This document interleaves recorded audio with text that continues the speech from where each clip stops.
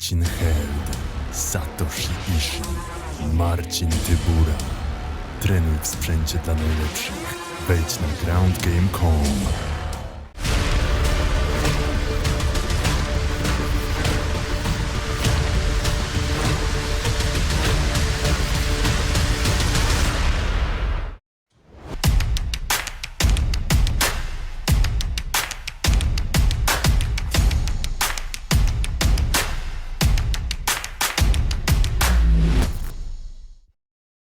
Drew, appreciate the time today. No worries, man. I got all the time in the world. Awesome. So flat out, I want to start with this. I mean, 3 wins, 3 finishes. What do you attribute this recent success to? Because you've been absolutely on point for a little while here. I'm having fun doing it. I'm just enjoying moments, enjoy performing martial arts, and enjoying being inside the cage under that limelight. So these knockouts come from the smile on my face. Good stuff, man. And you're obviously going into a big fight here with Islam Makhachev. And when you hear someone like DC say he has what it takes to be champion, as the guy fighting him, what's your reaction? Does that motivate you more to be the one to stop him? I mean, that means this fight's a number 1 contender fight, regardless of where we're at in the rankings. If he could be a champion, I know I could be a champion. I think this fight will determine who the next champion could be. And man, it just excites me. I love challenges, and the more people hype up Islam, the more excited I get to test this hype. And give us your thoughts on the matchup. I mean, obviously, this is a huge one, like you said. How do you see it playing out in the cage? You never know. I mean, he hasn't fought in over a year and a half. I know he's a solid grappler, but he's got some solid hands too. It all dictates where he wants to take the fight. Everyone knows I love standing and trading, so my goal is to get a knockout for you guys, and we'll see what Islam comes in with. And we touched on it a little when you said, this could be a number 1 contenders fight. Lightweight is a very, very deep division, obviously, and things are crazier than maybe they've ever been with the whole Khabib situation and will he or won't he come back. I mean, with all that in mind, what do you think they should do in terms of the title? And are you a fan of that kind of mini tournament idea they have? I think money makes sense, and so the fight that makes the most money is definitely going to be the next title fight. I don't focus so much on the UFC gold. My goal in the lightweight division is to have the most fantastic fights, and man, there's a long list of guys in the lightweight division to have great fights with. And so they're going to figure out who the champion or the title fights are going to be. My goal is just to fight the best in the world and have fun doing it. All right. Well, I hope you have a lot of fun this weekend, and thanks again for the time. Thank you. We will take the next set of questions from Stephen Morocco with MMA Fighting. Hey, Drew, I don't suppose I could get you to opine on which lightweight title fight would make the most money for the UFC, would you?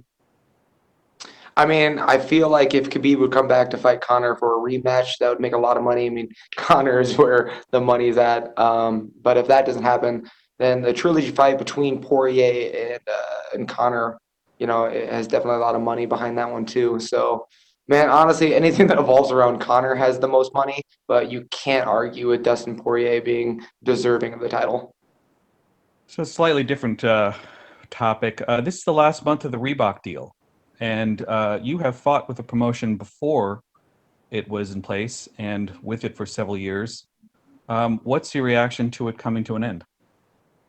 Yeah, another phase. I'm excited to see what Venom brings to the table and what kind of sponsorship they want to bring. But I've really truly enjoyed the Reebok sponsorship and just to kind of like the uniforms and all that stuff. So I just look forward to the next phase of the sponsorship, and man, I'm just going to enjoy it.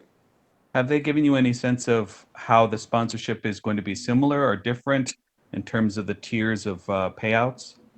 No, I have zero idea. And so right now I'm just going to enjoy Reeboks while it lasts. And then when I fight again this summer, we'll see how that goes. But yeah, they don't tell the athletes much. Do you have any thoughts overall? Has it been a positive thing, a negative thing for fighters in the sport? It depends on who you are. I think if you were getting like some incredible sponsors, the olden times are the best for you. But I think Reeboks has done a really good job of unifying the sport and really just kind of making it cosmetically nice. And so I'm definitely looking forward to seeing what Venom's going to do. Thank you, Drew. We will take the next set of questions from Martina Saluch with In the Cage. Hello, Drew. How are you? Good. How are you doing? Nice to see you smiling. Drew, simple questions from me. I would like to know how to neutralize such a high-level wrestling and grappling like Islam's. You do it by playing mixed martial arts. I mean, if it was a straight wrestling match, I mean, you would be superior. But this is mixed martial arts, and I'm not new to jiu-jitsu. I'm a brown belt in jiu-jitsu, and I have wrestled, and I just prefer stand-up. And so I don't think I'm trying to negate his wrestling. I'm just trying to put the fight where I prefer it. Okay. You are very well-rounded and more experienced fighter than Islam. Do you think that this would be a very important factor in this fight, your experience? Yes, I don't think you see Islam Makhachev feel uncomfortable in the cage often. And so with my experience and my talent, my goal is to make him uncomfortable and to see kind of what he does after that. Do you see yourself in top 15 after possible win over Islam? I would like to, but man, you never know with these rankings, whether I'm like 15 or top 10 or, man, they're going to put me in wherever. But with a win over Islam, I care less about the rankings, more with the opportunity of being able to compete with the best. And so with a win over Islam, I'll be able to fight bigger and better opponents. Talking about fighting the best guys in the world, who do you have on your eye next after possible win? Man, I would love to fight RDA this summer as a main event. I don't think he's got anything matched up, and so if he's available after my fight, like that would be a match to make. Thank you, Drew. We will take our next set of questions from Cote Cruz with 4 to Win MMA. Hi, Drew. Can you hear me? Of course.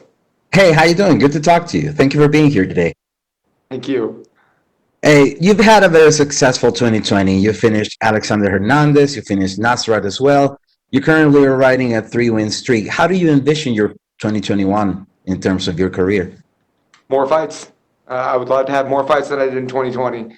Getting knockouts for everyone is fantastic, but I don't expect for me to finish all my fights by knockout. So I just want more fights and more times to showcase my abilities inside the cage. Well, since you're talking about abilities and all that growing, you're training in a place where everywhere you look, you're around, you have so much talent. You have Gagey, Magny, Overeem, Sandhagen, and on top of that, you have Coach Whitman. How was your preparation for Makhachev alongside Elevation Fighting? It's motivating seeing those guys come in and grinding every day. It's fun to bounce skills off the best in the world and develop your own skills based upon it. We're not in there trying to emulate each other. We're making each other better. And man, when you train with like the best in the world every single day, it definitely propels you to shine on your own. Who would you say you've learned the most from all that bunch of people?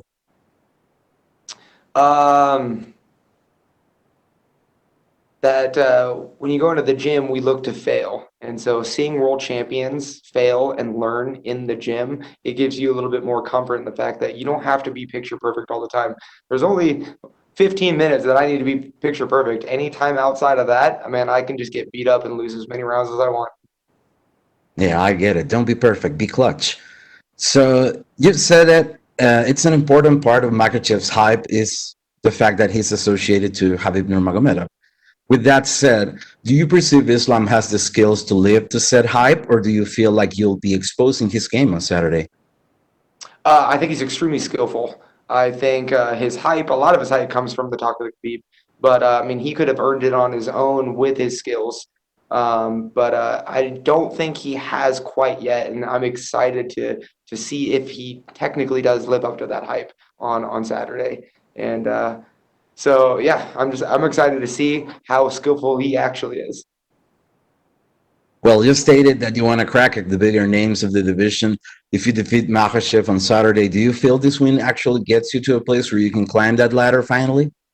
Definitely. The only way you can fight the best in the world is you keep on winning. So a win over Islam will definitely put me in a position to fight, the higher ranked guys and eventually more eyes on my fights. Well, sir, best of luck in your fight this Saturday. Thank you so much for your time. Thank you. We will take the next set of questions from Sumik Dada with Sports Kita. Hey Drew, it's good to talk to you and hope you're doing well. Thank you. So you're obviously facing someone who is hugely popular in Russia and is being touted as Russia's next UFC champion. With all those acclamations being attached to Islam Makhachev's name, what do you think a victory does for you in the lightweight division, and how do you think it helps you progress in the career? I think a win over Islam Makhachev will, give me more fans, more eyes on my fight career, gives me more opportunities to fight the bigger and better opponents. Man, this is, a huge fight for me and for him, and to showcase our abilities together. And I look forward to winning and just moving on to bigger and better things. So in the past, you've highly spoken of a potential fight against Diego Ferreira. With a win this weekend, do you feel that's the potential fight that you'd like to get yourself booked into? Man, I'm exhausted thinking about that guy. I've been thinking about him all of 2020. And so, man, I want to move on from it. I want to win over Islam, and I want to move on and fight just the best guys I can get my hands on in the lightweight division. So could we expect that RDA fight next? I don't expect anything. We'll see what the UFC offers or how they want to use me. But, man, I'm ready to fight anyone in the top 10. Okay, and speaking of fights, I don't want to bring negative energy to your fight weekend by saying this, but would you possibly be interested in rebooking that fight against Benil Dariush and maybe avenge that loss from 2 years ago? If I'm going to be honest, I'm not a huge fan of rematches. I mean, it was an unfortunate loss. I had a great first round with him, and he had an even better second round. And, man, we already created that fight and that excitement. And, man, I'm just going to let him continue doing what he's doing, and I'm just going to try to move on and move past and fight RDA or fight someone different. I'm not trying to repeat experiences. I'm trying to create new ones. Okay, and last question before I let you go. So the top of the lightweight division is quite stacked at the moment. And if Khabib is to walk away from the sport and vacate his title, who do you think has the best shot of being the next champion? I think Dustin Poirier has the best shot of, winning that title, and well-deserved, too. He's put in a lot of work. And, I think you can't argue that Dustin Poirier is going to get the next title fight, and I'd put my money on him winning that title. Well, thank you for your time, Drew, and I look forward to fight this weekend. Thank you so much. We will take our next set of questions from Pablo Santamaria with Noti MMA Ecuador. Hi, Drew. How are you? Fantastic. Okay, that's awesome. The first thing I want to ask you is, Islam has a lot of hype behind him. His sparring partners or training partners tells that he's the best lightweight in the world. So if you get the victory against him, how will you feel about that? I think it's going to showcase the evolution of my career and my talent and my abilities. He's such a tough challenge, and he's a very good fighter. And so with a win over Islam Makhachev, I'm just going to put myself in a better position to earn better matchups and hopefully some respect on my name. For sure. Okay, you were supposed to fight him in 2016, and it's been 5 years since that. So how do you feel? Who do you feel evolved more since that first match that didn't happen? Oh, I mean, I think that worked in my favor. I think the Drew Dober of 2016 is nowhere close to the Drew Dober 2021. And, man, it's unfortunate for Islam that he gets the best version of in myself, and I've evolved way more than he has. Okay, and what's your prediction for this fight? Do you see you finishing Islam? I don't see the outcome at all. I'm just in there and going to enjoy moments. And Islam's going to determine when he wants to quit. I'm just going to enjoy every single moment of it. Okay, that's awesome. And thank you very much for your time, Drew. And hope if you get the W, you get the fight against RDA. That will be a great fight. I'm excited. Drew, your opponent Islam has very good wrestling. What do you think about it? Does this situation put pressure on you? I mean, I think he's going to use wrestling to put pressure on me. And, man, I'm excited to showcase my new evolved game. I've always wrestled. I've always played jiu-jitsu, but it's really coming into a good blend with my striking. And, man, I'm excited to test myself against his wrestling. Okay, my other question. Drew, you had a winning streak. What changes in your private life when you become a permanent winner? Nothing changes. Man, I'm the same Drew Dober that I was when I was losing, when I was winning, at the end of my career, at the beginning of my career. Man, fighting has not changed my personality or my demeanor at all. I don't let other people or the sport change my smile. Okay, my last question, Drew. Khabib and his team time to time mock jiu-jitsu, and you say I had a brown belt jiu-jitsu. What do you think about it? They're mocking that my brown belt. No. Generally, they mocking jiu-jitsu. They praise Oh. sambo. Yeah, I know. Sambo is incredible. And man, like this is why we're watching the sport. We're gonna see how my brown belt in jiu-jitsu is gonna affect against their sambo and how that's gonna work. I mean, Islam's gonna use his wrestling and use sambo, and I'm gonna use my American wrestling and my Brazilian jiu-jitsu against him. And man, it's just exciting to see what like technical things are gonna come out of it.